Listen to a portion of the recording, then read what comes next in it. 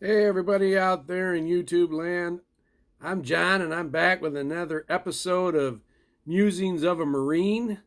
We're going to talk about my next trip to the Philippines. This one was very near and dear to my heart because I really crossed something off the bucket list on this one. And if you don't know what the bucket list is, it's something that you want to accomplish in life before you kick the bucket. Now, my last video, I called that Iloilo trip number 3, and I should have called that Philippines part 4. So now we're on the Philippines part 5. My wife Diana and I always wanted to spend the holiday season in the Philippines in Iloilo with her family. And in 2014, we finally got to do that. But there was something also that I really wanted to accomplish while I was there and had the opportunity to do so. In 2002, my favorite Christmas movie of all time came out.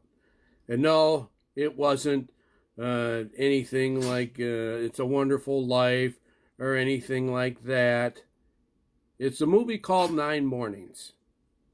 And it's near and dear to my heart because there's a lot of Catholic overtone to it. And me being a Catholic and being a practicer of my faith, that's important. And it starred Piolo Pascual and Danita Rose, and this cute little girl by the name of Empress Shuck, who really grew up to be a very beautiful woman. But I love the storyline. And after I saw that movie, and in the movie, Piolo, to get a big inheritance, has to go to 9 early morning masses leading up to Christmas. And the movie just turns out to be a wonderful love story too. But I thought, maybe someday if we can spend Christmas in the Philippines, I could do the same. And so we got to Iloilo, and the nice thing about it was, people are always in the Christmas spirit. While we were there, we had a neighborhood Christmas party. I helped spin a pig on a big bar as we were pig roasting it for some lechon to eat later in the neighborhood Christmas party. And I felt kind of embarrassed by that because I got the nicest gift at all. We did a gift exchange, and I got some really nice wine glasses, even though by that time I had already given up drinking. So I don't know if they've ever been used, but anyways. So a lot of wonderful things happened, but we were there, about a week, and that's when the Simbang Gabi, as they call it over there, or the Misa de Gallo, meaning Mass of the Rooster, was to start. So the day before that, Bob and I ventured out, my nephew, and we tried to find, okay, what would be the best place to go? And there were some churches that were some distance that we considered, like Candelaria, the Haro Cathedral, which would have been a wonderful place to do it, but it was a bit of a drive, and the church was always packed during this time of year. So what we did find, and I never even knew this after my first 3 trips, that right by Lucky Home subdivision, walking distance, was a little seminary called St. Joseph's. So we checked that place out and said, hey, why don't we do that here? It's close by. We can walk there. And that's what we planned on doing. So we got the mass schedule, and the masses were 4:30 a.m. So we make it to the first one, and it was Baba, Diana, and I. And the mass was an hour and a half long, and none of it was in English. It was all in either Hiligaynon, the local dialect, or Latin, which at least that was the part of the mass I could understand. And the priest did a great homily, and he had everybody laughing, but not me, because I didn't know what the heck he was saying. So anyways, and then the seminarians, they came out and then sang a little song too. So that's how we got through the first one. 1 down, 8 to go. And then we continued on, and the masses fortunately got a little bit shorter. One day, however, we woke up and it was absolutely pouring rain outside. And Diana says, why don't we just skip today? And I said, no way. If I'm going to do this, I'm going all 9. So she got up, Baba got up, and we hopped in the jeepney, and we drove on out there. And on the way, we saw waiting at the kind of bus stop thing outside the subdivision some neighbors of ours. So we had them hop on board, and there ended up being 6 of us going off to church that morning together. And you saw a lot of the same people there every morning. So we didn't know where to park the jeepney at, so Baba just actually parked it near a basketball court.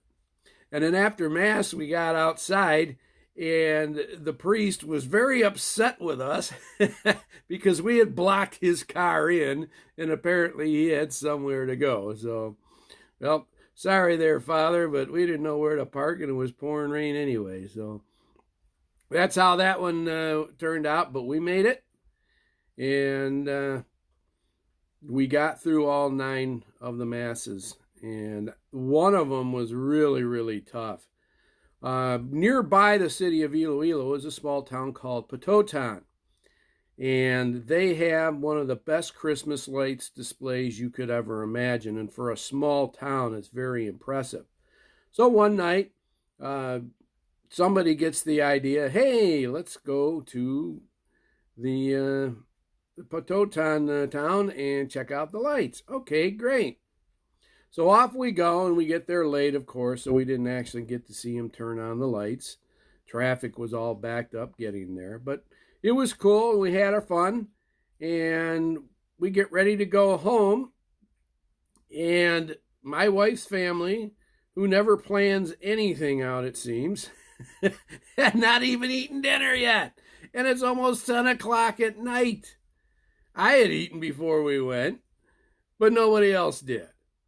And so someone came up with an idea, hey, well, let's go to such and such a restaurant and let's get some bat choy. And in any other situation, I would have been all for it because I love bat choy. But I kindly reminded some people, some of us have to get up at 4 o'clock in the morning to go to church.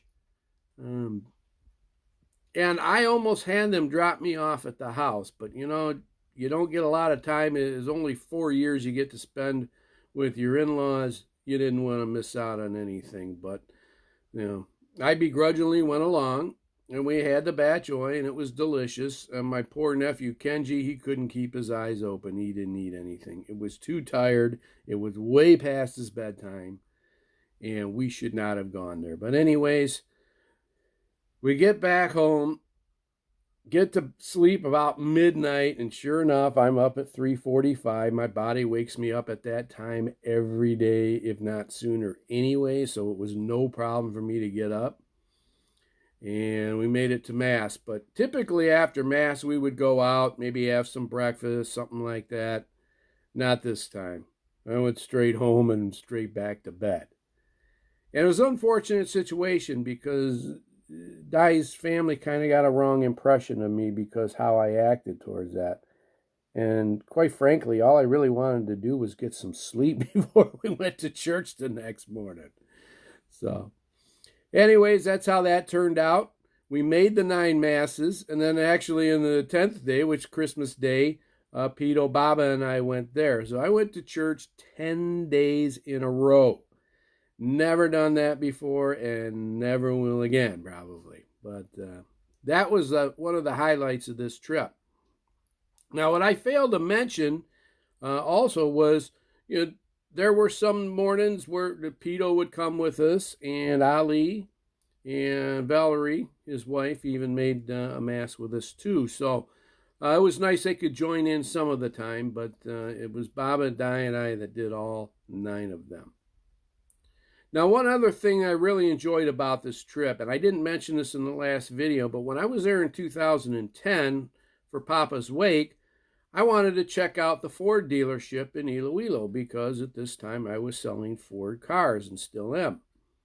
So Bob and I ventured out to Ford Iloilo, and we walked into the showroom, And we were immediately greeted by a very nice man by the name of Flores Bio, and he goes by the nickname of Note. And he thought when he saw my Ford hat that I was actually a representative of Ford Motor Company. And I said, no, I'm just from the Detroit area.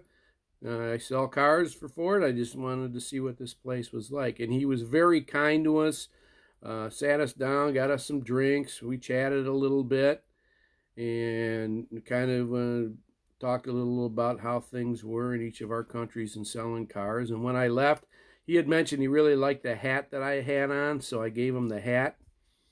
And we stayed in contact. And over the years, I had gotten a free T-shirt, and I sent it in the box to the Philippines, the Balik Bayan box, and had Baba give it to him, and a hat to another lady who worked there and by the name of Joey. She became friends with me on Facebook, and so that's what we did. And this time, I let Note know that I was in town, and we were going to go visit him one day. And another lady who worked there, Jameli, nice lady, she says, well, why don't you guys just come over for our Christmas party? So we walk in there, and somebody is trying to stop us from entering because, no, sorry, we're closed. And I see Jameli, and she invites us in. And by this time, I was also friends on Facebook with the dealership manager too. So we got invited in there, and I was even recognized during the announcements before we had the food and entertainment. And it was a nice night, though it was really hard to talk with Note and Joey about everything because the band was so loud, and then they had karaoke and all that stuff. And the food was nice, except for I tried this one thing, and I really didn't like it. And I said to Baba, what is this? And he said, it's ox tongue. I'm like, oh, okay, well, I'll pass. And then he teased me about it later. We actually had a couple of birthday parties, one for Mama, and we also had a party for Kenji at a local resort called Centennial, and we had the Jolly BB there and all that good stuff. The mascot for the fast food restaurant. So that was a good time there. And I'll tell you what, that day it was so windy out, and it was a cool wind blowing. And Centennial has a swimming pool, and Bob and I, we brought our swim trunks, but we did not go in the pool. That's the only day I have ever been in the Philippines where it was too cold to go swimming. And so that's how that worked out. And Note and his wife Arlene even came to the party too, so that was kind of nice. And they even invited me, Baba, and Di over for dinner one night. So got to spend some time with them and get to know them better, and that was one of the best parts about the trip itself. The other fun thing that we really did, and I'll kind of wrap it up with this, is on New Year's Day we went to another resort, the hotel, and they had the swimming pool there, of course, and this was in the sector of the town called Smallville.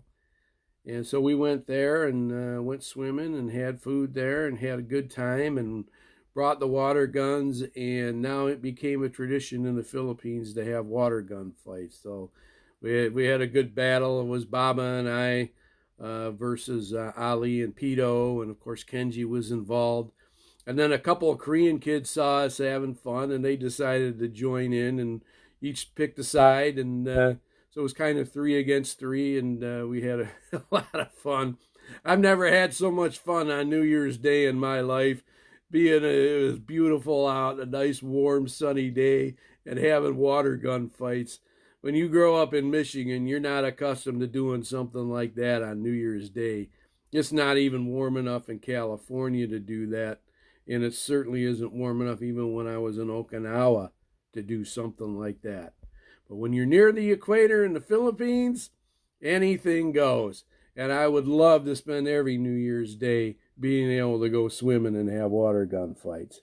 So that was how the trip went. It was a great time, and I got to spend a lot of good quality time with my buddy Baba, and Pito not so much. He was studying to pass his nursing exam, to spending a lot of time in school. I guess I think he was still going to nursing school at the time, so he didn't get to hang out with us as much this time, unfortunately. But nonetheless, Baba was in between jobs. We got to hang out a lot and have a good time. And I'll tell you, I'm not ashamed to say this. I did not want to leave. I really, really didn't. And when we went up the escalator to the waiting area near the Iloilo airport, I looked down at Baba and he was crying. And I'll tell you what, that is the kind of relationship that him and I have, the friendship we have. And I didn't, I just kind of kept cool. But when we got on the plane in Iloilo that night, and we were flying to Manila, and it was dark in the plane, and nobody could see me, and the tears started flowing too. I didn't want to go back. I could have stayed in Iloilo for another 2-3 months. So it was tough. It was tough to get back in the groove at work. It really was. And now, especially when you go over there and it's not as hot out, and the weather isn't so brutal, and you're having a lot of fun, you just don't want to leave because you just don't get to see these people that often. So I'll wrap it up on that note, and we'll talk about in our next video about the last trip that I had over there. Thank you for tuning in, for watching and listening to my story, and y'all have a great, blessed day. And Semper Fi. The Marine Corps birthday is in 9 days. Take care.